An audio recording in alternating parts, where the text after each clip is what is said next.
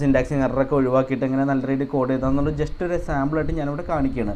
So ഇതാണ് നമ്മുടെ examples. ഇതിലെന്ന് വെച്ചാൽ ഫംഗ്ഷൻ നെയിം ഇട്ടിട്ടുണ്ട്, പിന്നെ ഫംഗ്ഷൻ ബോഡിയുടെ ഉള്ളിൽ നമ്മൾ അലർട്ട് കൊടുത്തിട്ടുണ്ട്.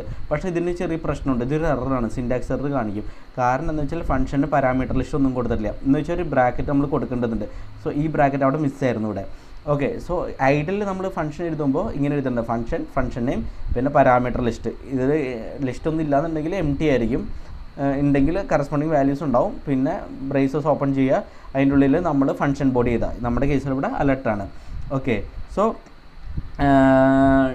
നമ്മൾ എന്താ പറയുക റീഡബിൾ, ഇനി ഇത് സംഭവം റീഡബിൾ ഫോർമാറ്റും കൂടിയും ആക്കണം. ആക്ച്വലി ഇതിപ്പോൾ റീഡബിളാണ്. ഇപ്പം നമ്മൾക്ക് ആക്ച്വലി ഇങ്ങനെ എഴുതാം, ഫംഗ്ഷൻ നെയിം ബ്രേസ് ഓപ്പൺ ചെയ്തു, അത് കഴിഞ്ഞിട്ട് അലർട്ട് ഒരു എഴുതി, അലർട്ട് എഴുതിയിട്ട് അലർട്ട് ജസ്റ്റ് ഒന്ന് കോൾ ചെയ്യുന്നുണ്ട്, ബേസിക് ഇൻബിൽറ്റ് ഫംഗ്ഷനാണ്. അത് കഴിഞ്ഞിട്ട് നമ്മൾ ബ്രേസസ് ഒക്കെ